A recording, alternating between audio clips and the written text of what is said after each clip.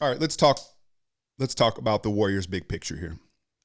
Not breaking any news. Not breaking any news. Steph, I guess he had the surgery yesterday. They're giving it a 3-month timetable. Take your time. Take your time. If you go back and look at my breakdowns, I had pointed out, I think Steph was already like low-key depressed about the state of the Warriors, right? It's one thing to say it, and you can say, we understand what this type of year, it's going to have to preach patience and all that stuff. And then it's another thing to be out on the floor and getting your teeth kicked in, right? And so both he and Draymond kind of, there's a little bit of a depression going on, right? Of realizing this, of what the reality of this season was. And he was dragging his feet, right? And before the injury happened. And I had said it in the breakdown, those of you that play sports, you know those are the games you get hurt. When you're half-stepping, your mind's not in it, you're not moving in the right rhythm. That's when things tend to happen. Now, Baines, look, man, was it necessary for him to flop down like that? Hell no, it wasn't. But if you've watched Baines play, he does it like 4 times a game. So I'm not going to fault him and say he was out of pocket for it. That's how Baines plays. And the reality of the situation is Steph is lucky that his left arm wasn't decapitated, right? Because he went into kind of like a handspring. And if he doesn't get that arm out of there, that could have just folded. He could have had some sort of nasty compound Andrew Bogut type of injury. And I know it's the offhand, but the ball handling and all that. I mean, so really he is lucky that it's just the second metacarpal, right? It's the boxing fracture, and he opted for the surgery. But I think, and then he rolled his ankle like 5 minutes before that, right? That looked like a full turnover. So look, he needs the physical rest. We talk about this 5-year run, but I think more than that, he needs the mental rest, right? He was mentally fatigued out there. You see him on Halloween being the clown that he is with his family, having this time to kind of reset away from the game. This is the biggest break from basketball Steph has had since, I don't know, you tell me, right? Probably since his childhood. And so, and sometimes what's the saying, right? Like time, you need time away from something to appreciate it is what I'm getting at. And so he can come back refreshed, recharged physically and mentally. And then let's be real here. There's no gray area now. No, there's no question of which direction to go this season. Now, hey, we're lottery bound. We're lottery bound. And then you consider the fact that they've flattened the lottery odds with, I believe, the first 5 picks where the odds are much more even. I mean, we could get the scouting out right now. My patrons know I've already said I'm going to start scouting. This week actually is when the preseason tournaments for college start. The kid in Memphis, right? And then the kid at Georgia. And I'm going to start scouting. Like I'm not going to do full breakdowns of their games, but I'm going to start to accumulate and watch. Here's the important thing when you scout is to get a baseline. See these young kids in the beginning of their season and in the end, so you can kind of measure the growth, right? And just start to see that as well, because that's you could argue one of the more important things. So I'm going to scout these kids, and I think we've got a clear picture of what's going on. I think the biggest question, I had brought this up before, you hear Lacob and his mentality, and tanking is not, it stands against everything I believe in and all that. But I also think it's a business, and he's got to control some of that narrative and sell tickets to the Chase Center, right? But my question is, how patient is he going to be? Is he going to do something drastic? Is he going to become kind of one of these meddling owners like a Jerry Jones, where he's not willing to let the people he hired make the decisions that they need to make? And I bring that up to say, and now I also am very aware that Joe Lacob's favorite Warrior is Draymond Green, right? So I'm aware of that before I say this. But watching Draymond out there, now he's going to be load managed, and there's going to be a minute thing. The way the team is constructed now, he almost provides no value to the team. Because you saw it last night, D'Lo got busy, right, in the pick and roll action. And it's so obvious that D'Lo needs to massage the ball and have the ball a lot to be effective. And that high pick and roll, Draymond is just mucking things up. He's no longer he's not the role guy, right? You got CauleyStein, Chris, whoever that's going to be, or even a shooter. You can do a guard to guard screen action, but he's not that. right? So he's just mucking things up offensively. And then defensively, the intangibles, the energy, the team defense that made him so valuable is no longer valuable because of what's around him. And you're seeing him kind of play with his foot half off the pedal, so he no longer brings that. I say all that to say is, could he possibly be dangled? Right? Dangled is a funny word, right? Dangling BDD.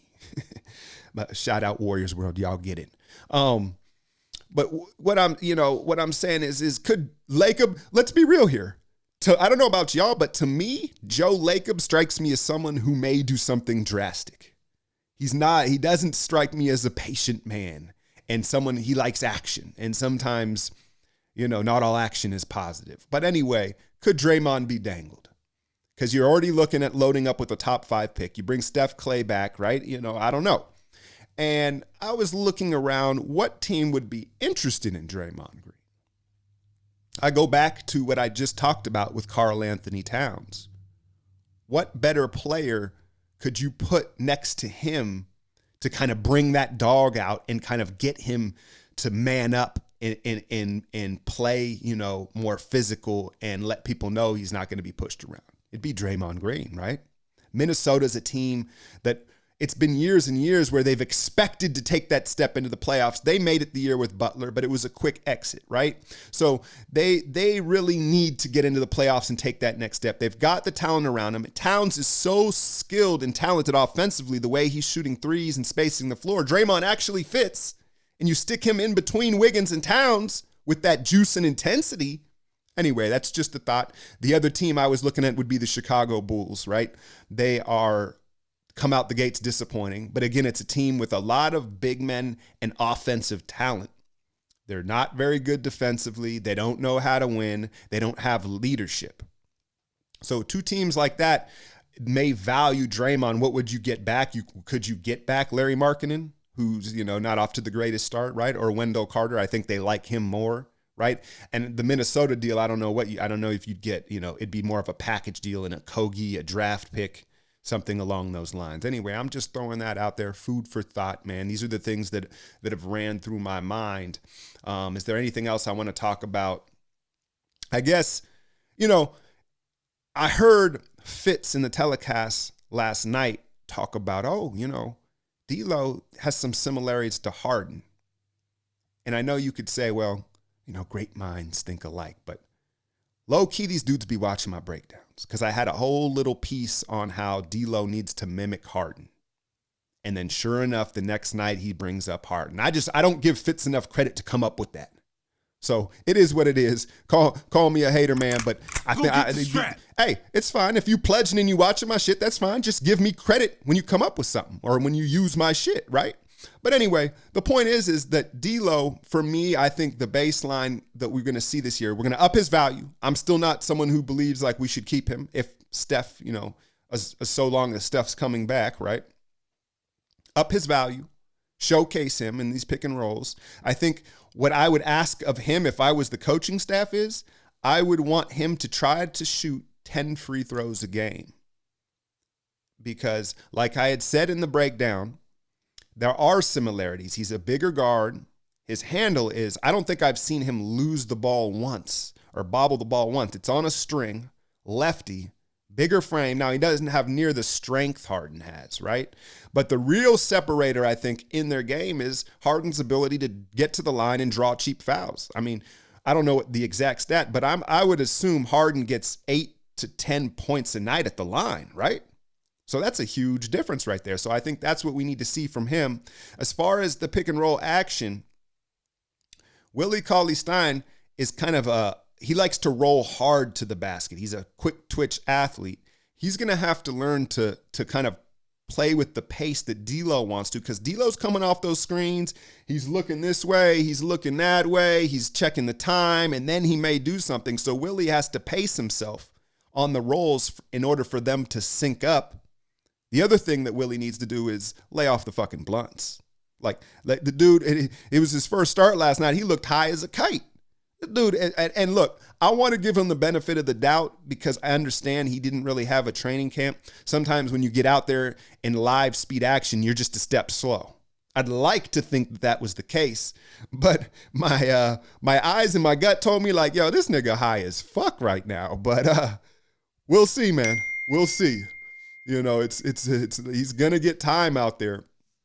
The other thing that I noticed was you look at Chris, you look at Willie CauleyStein, even Spellman, now that his weight's down, the pick and roll drop coverage defensively doesn't really play into their strengths. They're young guys and they're pretty athletic. We're better off either hard hedging, letting them get up to the 3-point line and let them move their feet and show their quickness, or switching flat out. This drop coverage doesn't play to our young big men's strength at all. The other thing that we've seen Kurt do is experiment in this zone. Like, he drops into a zone against, I don't know. I'm not a big fan of the zone in the NBA. I think there's a time for it, a time and a place. Given a certain 5 men are out there, but against the Spurs, it just played right into their hands in my eyes. So I don't know about what that was about at all, man. But okay, I don't want to. I'm going to try to leave every Warrior talk on a positive, and I'd like to see Poole get more shots. I think they need to dial up more things for him. I know, there's a joke of, oh, he's going to get him up regardless, right? But get him good shots to keep his confidence up, right? So make that a priority. And then 2, Pascal, he had a quiet night last night, but he's exciting. He's intriguing. Little Paul Millsappy, right? With the 2nd round pick, the physicality. And he's going to just get better and better. And then I'm looking, I'm not going to lie. I've been hanging around the trade machine quite a bit in, these last couple days. And I'm looking at his deal. He's on a 3-year minimum deal. So you want to talk about value if he continues to grow. And then we haven't even got a look at Smailagic yet. So that will be fun when he's finally healthy. I've been winning so long, it's like